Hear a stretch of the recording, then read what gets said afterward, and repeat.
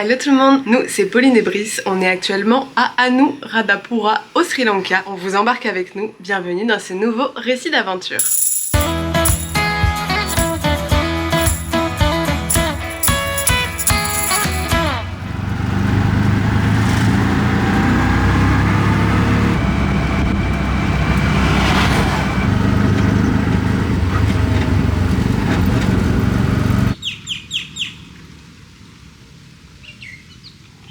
On est donc bien arrivé à Anuradhapura, ça se situe à peu près au centre-nord du Sri Lanka. C'est l'une des villes peuplées les plus anciennes du monde. La cité d'Anuradhapura a été créée au IVe siècle avant Jésus-Christ. Donc là, vraiment, on est sur de l'antique, de l'antiquité. On est actuellement dans l'ancienne ville, car c'est une ville qui a une nouvelle ville et une ancienne ville. Dans l'ancienne ville, il y a énormément de vestiges datant du IVe siècle avant Jésus-Christ, du royaume d'Anuradhapura, car il y a une histoire énorme ici. À l'époque, c'était même l'une des 9 plus grandes villes du monde, rien que ça. Donc c'est vraiment gigantesque là où on est. C'est l'un des plus grands sites archéologiques du monde aussi également. Et c'était surtout le centre historique du bouddhisme Theravada, ici à Anuradhapura. Donc on est sur un endroit qui regorge de vestiges anciens mais aussi nouveaux qui ont été rajoutés et construits un petit peu plus tard, hein. Il n'y a pas que de l'ancien ici. On est venu au Sri Lanka un petit peu sur un coup de tête et pour être tout à fait transparent avec vous, on n'a pas du tout préparé notre itinéraire et notre arrivée dans le pays comme on a pu préparer les autres pays, ce qui fait qu'on débarque un peu comme des touristes, faut le dire. Et en fait, pour visiter tout le site archéologique de la ville, il faut prendre un pass qui coûte 30 $ par personne. On n'avait pas du tout prévu ça dans notre budget. Voilà, sachez-le, si vous voulez visiter vraiment tous les sites archéologiques. Du coup, nous, on le prend pas. On a demandé à un monsieur ce qu'on pouvait faire sans payer. Donc apparemment, il y a quelques petits monuments où on peut payer vraiment pas très cher. Donc voilà, on va déjà aller voir ce qu'on peut voir. Et puis après, si le cœur nous en dit, on verra ce qu'on ira voir derrière tout ça. En tout cas, c'est l'un des sites les plus sacrés dans le bouddhisme, dans le monde entier. On est trop contents d'être ici. Et on est venu hier depuis Negombo en tuk-tuk. Si vous n'avez pas vu la première vidéo, on vous invite à aller la voir sur notre première journée de tuk-tuk, parce qu'on fait le Sri Lanka en tuk-tuk si vous nous rejoignez ici. Je pense que ça vaut le détour de commencer par la vidéo d'avant. En tout cas, on vous embarque. C'est parti!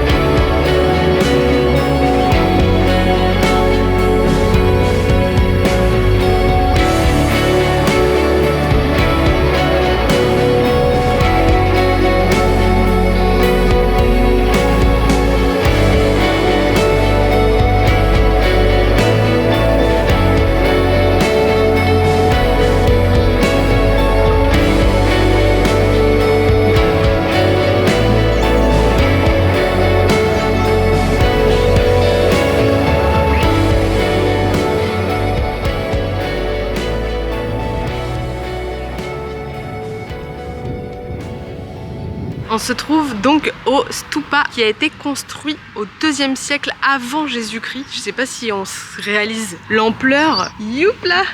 Gigantesque, il a évidemment été rénové plusieurs fois, hein. Il n'était pas comme ça. D'ailleurs, on voit juste derrière moi quelques petites ruines qui datent de l'époque. Et puis c'est vrai que quand on est arrivé, moi je pensais que c'était un stupa plus moderne parce qu'il est super bien entretenu, tout en blanc comme ça. Ça fait penser un peu au stupa plus moderne en Thaïlande par exemple. Oui. Et en fait, il date de fou, deuxième siècle avant JC quoi. Alors, encore une fois, ça montre à quel point là, la ville où on est ici, ça a été un berceau du bouddhisme gigantesque. Donc on a trop hâte de voir cette culture-là et essayer de s'en imprégner un maximum. Et désolé par avance pour tous les noms à la fois des monuments et des villes que je risque d'écorcher avec la maladie, la fatigue, j'ai un petit peu de mal à le prononcer.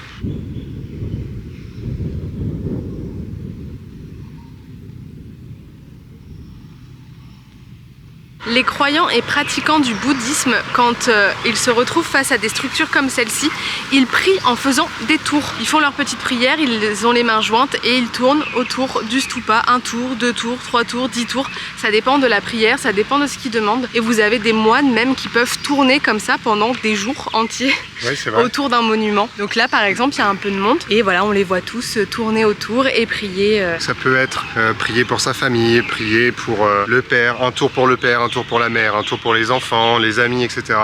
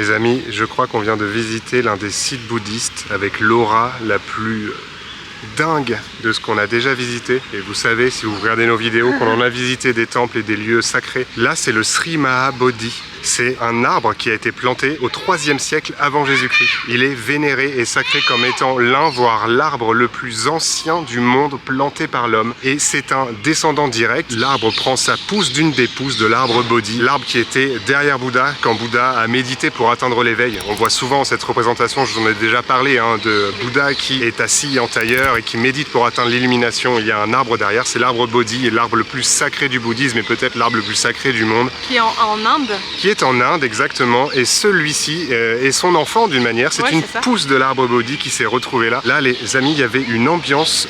Ok, on fait plus les malins là quand même. Ouais, il y a beaucoup de monde, mais c'est marrant parce que ces endroits comme ça spirituels, il y a quand même une ambiance qui est très saine. Je sais pas comment expliquer. C'était très très fort là, ce qui se dégageait de l'endroit. Il y a du bruit, mais en même temps c'est calme. Il y a beaucoup de gens qui prient, qui s'assoient par terre. Ils ont leur petit livre de prière, ils récitent des prières, etc.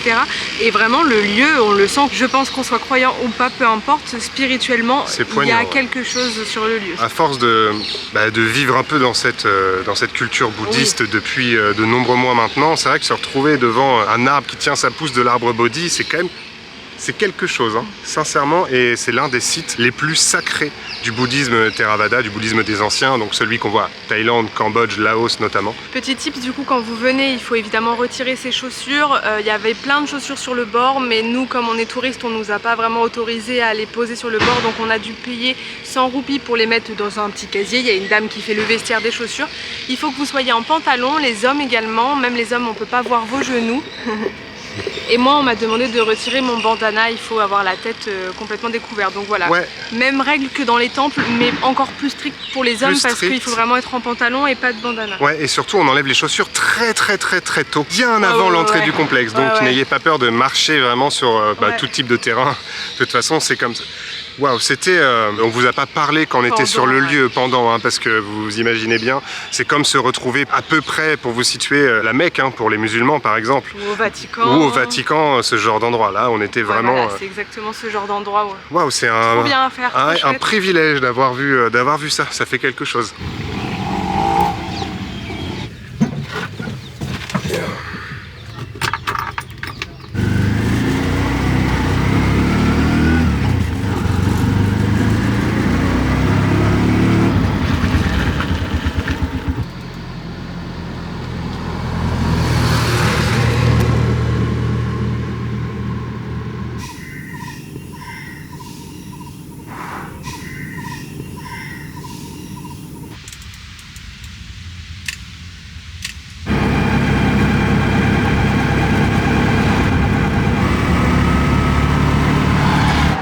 La route, on va essayer d'aller voir un autre site.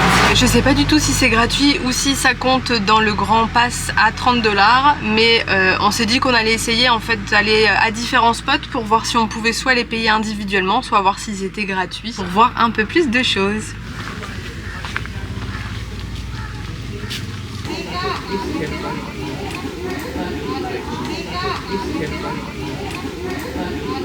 You can see it's marking there. And the first Buddhist king is Devanampiya-Tissa. To introduce le bouddhisme, ça s'appelle Mahinda, Mihidu. M1. Et le roi, ça s'appelle Ashoka. Ashoka, les one 40,000 people the first day converted to Buddhism. Converted. Okay? And before that, they were animists. Animists.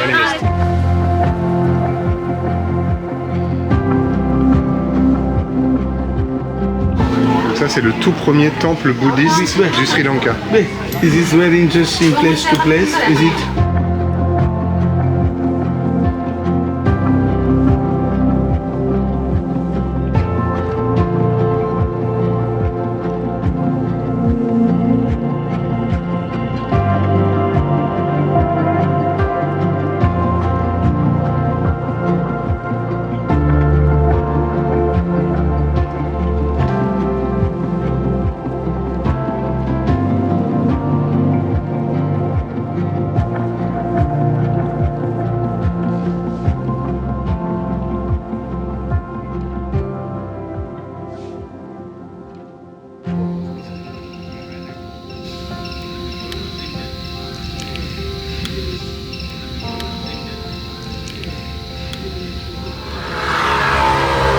Vous l'avez vu, on a visité un temple, Isurumunia. Il date du 7e siècle. 3e siècle avant Jésus-Christ. Voilà. C'est fou, c'est vraiment fou cette cité. Ce site est incroyable. Anuradhapura, je vous l'ai pas dit, mais c'est l'ancienne capitale du Sri Lanka. C'est l'un des royaumes du Sri Lanka, il y en a eu plusieurs, mais ça a été la capitale pendant 1300 ans ici. Et c'est la cité où le bouddhisme est vraiment né, c'est ici qu'elle a été introduite. On a fait la rencontre de Rowan, guide pour le petit temple, il est arrivé, il a parlé français. Et on l'a tout de suite accroché de fou.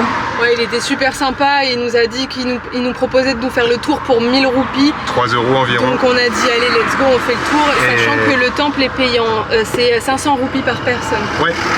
Et il savait de quoi il parlait, c'était fou. On a appris plein de choses. Il était super content. Ouais, il était content. Il nous a dit que de toute sa petite carrière de guide, c'était la première fois que des touristes connaissaient le nom du Nagamusilanda et d'autres choses comme ça. Donc on a pu échanger. Waouh! Ouais, c'était trop chouette. Et puis en plus, on sort, on voit un énorme crocodile dans le réservoir. On a vu un crocodile à l'état l'état sauvage. On ne l'a pas dit, mais ça fait plusieurs jours du coup qu'on est au Sri Lanka et on voit une faune, c'est dingue. Des chauves-souris géantes, des crocodiles, des hérons, des oiseaux de tout genre. J'ai l'impression qu'ici, là, c'est... Des espèces de loutres sur le bas-côté, mais qui... Enfin, c'est pas des loutres, mais ça ressemble à des loutres. C'est fou. Désolé pour le bruit, on est juste au bord de la route. La faune et la flore au Sri Lanka, ça a l'air d'être un sujet, hein, les amis. Ça a l'air d'être quelque chose, vraiment. Donc voilà, on va quitter la vieille ville pour aller manger. Il se fait très faim. Sacrée surprise. Et encore une fois, vu qu'on n'avait rien préparé de ce voyage, on se laisse un peu guider comme ça. Et finalement, c'est pas mal. Allez, on va manger. À table.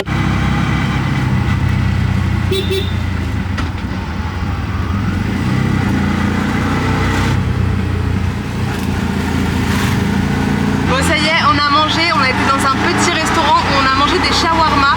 C'est des sortes de wraps avec un pain aux légumes. Et sur la route, on a croisé une petite dame qui nous a fait signe pour qu'on s'arrête, donc on s'est arrêté et on l'a déposé, je sais pas, 500-600 mètres plus loin pour pas qu'elle ait à marcher. C'est ça aussi le fait de voyager en tuk-tuk, c'est de pouvoir s'arrêter et prendre les gens sur le bord de la route pour les amener chez eux ou les amener faire des courses. On va se reconvertir. On va se reconvertir en driver. Trop drôle. Bon, la barrière de la langue, c'est super compliqué, mais voilà, pour 600 mètres, c'était trop marrant.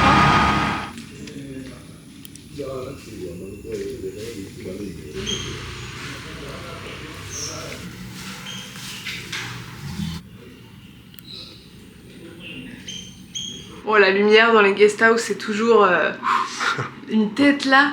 Du coup, pour info, on loge au Pearl House Resort.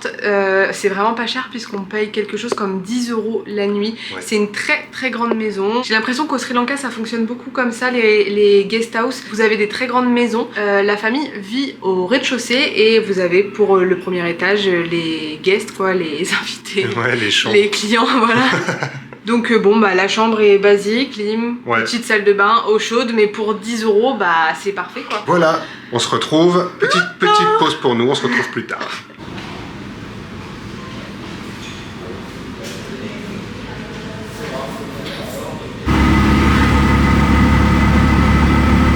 On se retrouve ce matin, on a repris la bécane, le petit bolide, et on va en direction de Mintale, à 15-20 km à l'est d'Anuradhapura. On vous en dira plus là-bas, c'est un site qui est extrêmement important pour les gens ici. Encore un autre site très très sacré dans le pays. Voilà, on prend la route direction Mintale.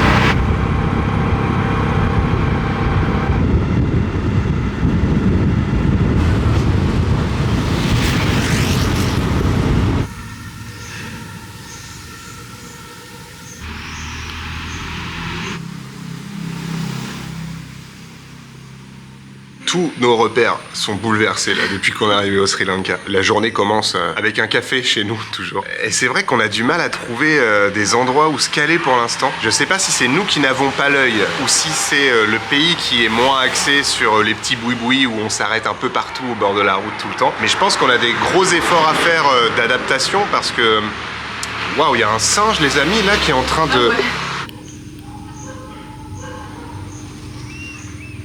Il y a des singes partout, alors on est presque en ville, hein, là on n'est pas trop paumé. Donc là on a roulé à la recherche d'un café, on est arrivé dans un endroit, voilà, c'est plutôt un genre d'hôtel hein, je crois à la base. C'est un petit hôtel. Mais il y a, c'est marqué coffee partout, voilà, et en fait on est arrivé et ça avait l'air d'être un peu une galère quoi pour commander un café.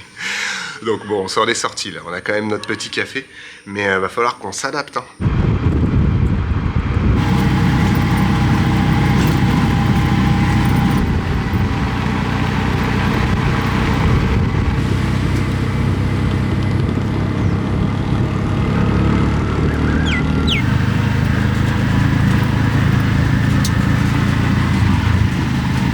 Les amis, je vous rassure, il n'y a pas qu'en France où le GPS s'est passé par des routes un peu obscures. Je crois qu'on a pris une route un peu intermédiaire là et on est en pleine campagne. C'est magnifique par contre.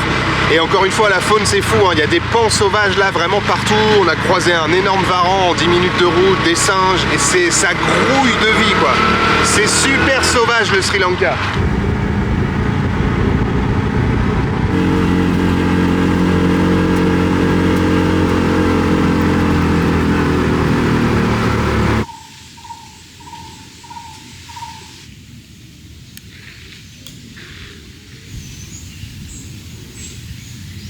On est bien arrivé à Mihintale. C'est là, précisément ici, que le bouddhisme Theravada a été introduit sur l'île. Le bouddhisme a été introduit au 3e siècle avant Jésus-Christ ici par le moine Mahinda qui a été envoyé par le roi indien Ashoka. Donc c'est un moine indien qui est venu ici pour prêcher le bouddhisme et pour convertir la population. Le roi sri-lankais de l'époque a été très réceptif et tout s'est fait ici.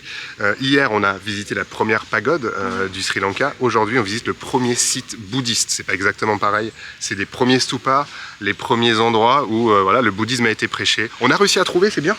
Ouais, c'était pas évident parce que depuis qu'on est arrivé au Sri Lanka, on trouve que sur Google Maps il y a des points enregistrés absolument de partout mais qui correspondent pas forcément aux entrées et vous avez plein d'avis, hein. Des fois il y a 400 avis sur un point mais en fait c'est un peu placé au milieu de nulle part à 500 mètres du lieu et l'entrée coûte 1000 roupies par personne. C'est ça, et il y a une petite ascension de marche, il commence à faire chaud, on va voir ce que ça donne. J'espère qu'on va réussir à aller en haut parce que le soleil tape vénère, ouais, donc ouais.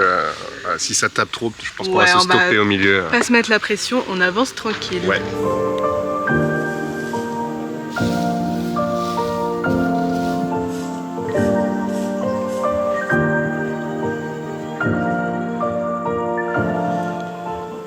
On avait l'habitude de retirer nos chaussures dans les temples en Asie et ici dans les lieux spirituels, les lieux un peu sacrés, il faut également les retirer, sauf que c'est à l'extérieur. Donc ne pas hésiter à apporter des chaussettes si vous êtes sensible des pieds. C'est surtout qu'avec le soleil, le sable est extrêmement chaud. Donc pour l'instant on est pieds nus, mais à un moment donné on va peut-être mettre des chaussettes. Et là on voit le temps et le nombre immense de visiteurs qui ont complètement poli les marches.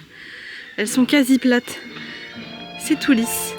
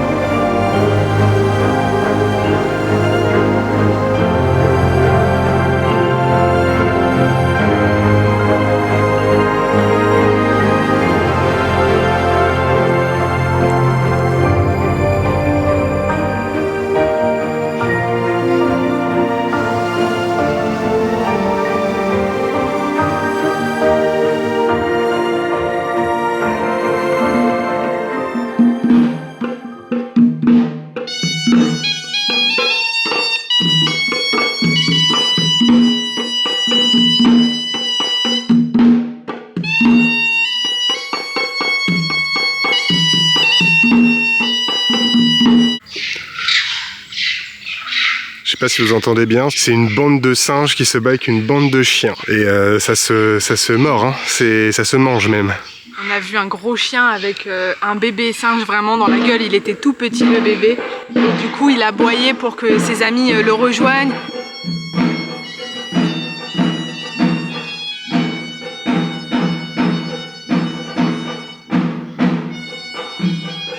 Bon, moi je trouve que c'est assez fou ce qui se passe dans les endroits spirituels au Sri Lanka pour l'instant. Ça prend vraiment au trip quoi, et même le fait de devoir enlever ses chaussures en fait tout en bas et de devoir monter la colline, la montagne là, sur le sable, la pierre, il y a un truc qui est, je sais pas, il y a un truc, Tu sais que tu palpes en fait quoi, avec la voûte de tes pieds. Tu ressens l'énergie avec tes pieds. Ouais, il y a une énergie là vraiment, même dans ce lieu-là. Tu rentres et tu te dis vraiment, il n'y a pas de doute ici. Oui. Ici c'est fort. C'est les énergies du lieu, donc je pense que ça ne s'explique pas, on le ressent sur place. Déjà c'est extrêmement beau. C'est magnifique. C'est vraiment très très beau. Ce sable là avec cette pierre qui est antique du coup, qui date de 2500 ans presque. Les stupas tout blancs en contraste, les palmiers. Les drapeaux. C'est waouh. Et je pense qu'on va monter là-haut. Waouh. Oui.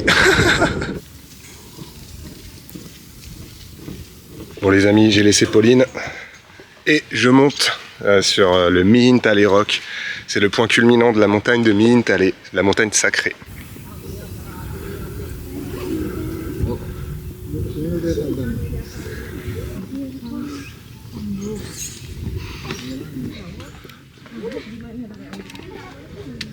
Il n'y a pas vraiment de marche, c'est des trous qui sont taillés vraiment à même la pierre. Bon là ça va, c'est plat, mais voilà, c'est ce genre d'escalier là pour monter quoi. Wow, c'est beau les amis, oh là là là là.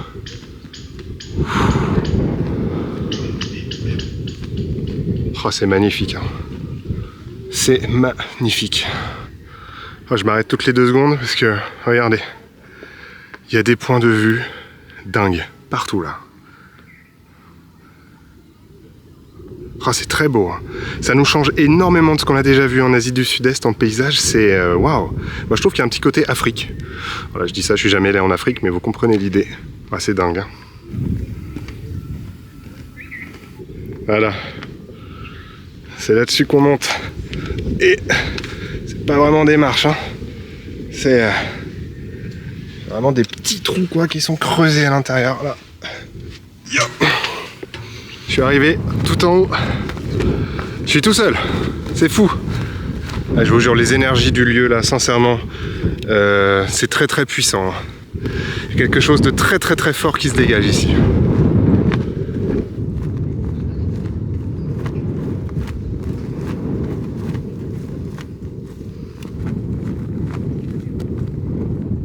Et ça me fait penser, je vous en ai pas parlé.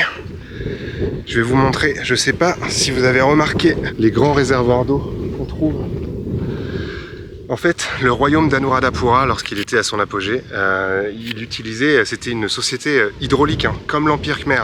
Donc ils avaient vraiment des bassins comme ça d'eau partout pour irriguer, pour l'agriculture, et c'est comme ça vraiment qu'ils ont prospéré, hein. Il y a énormément de toute façon, l'eau, on voit dans les civilisations antiques, et un peu moins antiques même, c'était vraiment l'élément essentiel. Et ici, Anuradhapura, comme l'Empire Khmer, hein, ils avaient des bassins, des barai comme on dit en Khmer, voilà, pour maintenir l'eau et pour pouvoir irriguer et jamais être en pénurie. Et là, il y en a partout. Sachez aussi qu'on a choisi de se garer à un point qui est un peu en hauteur, ce qui fait qu'on avait à peu près entre 400 et 500 marches à monter pour accéder au stupa, mais vous pouvez également prendre un point qui est plus bas. Et là, vous avez environ 1800 marches à monter, mais du coup, tout le long des escaliers, du coup, vous pouvez voir des ruines et des vestiges. Il y a un monastère, il y a énormément de bassins. Nous, avec la chaleur, on s'est dit qu'on allait monter au point juste au-dessus. Mais sinon, voilà, il est possible de démarrer soit plus bas, soit à mi-chemin.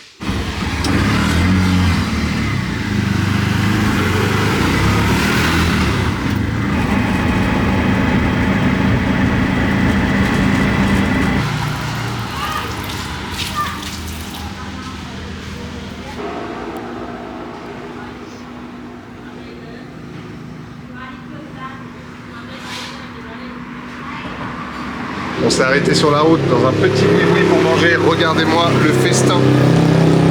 Waouh! Spécialité sri-lankaise. Un curry, donc du riz. Et plein de choses là. Voilà. Soja, un curry de courgettes, des œufs. Là, je pense qu'il y a un petit dalle. Génial! Oh là là là là, le régal les amis. Incroyable. On va vous en dire des nouvelles. Parce que là, ça donne l'eau à la bouche tout ça. Et j'ai dit curry de courgettes, c'est pas du tout une courgette, c'est plus une grosse courge. Genre comme un potimarron ou quelque chose comme ça. Oh, c'est divin les gars. Par contre ça arrache. Hein. De toute façon partout au Sri Lanka ça défonce. Le piment là, c'est partout.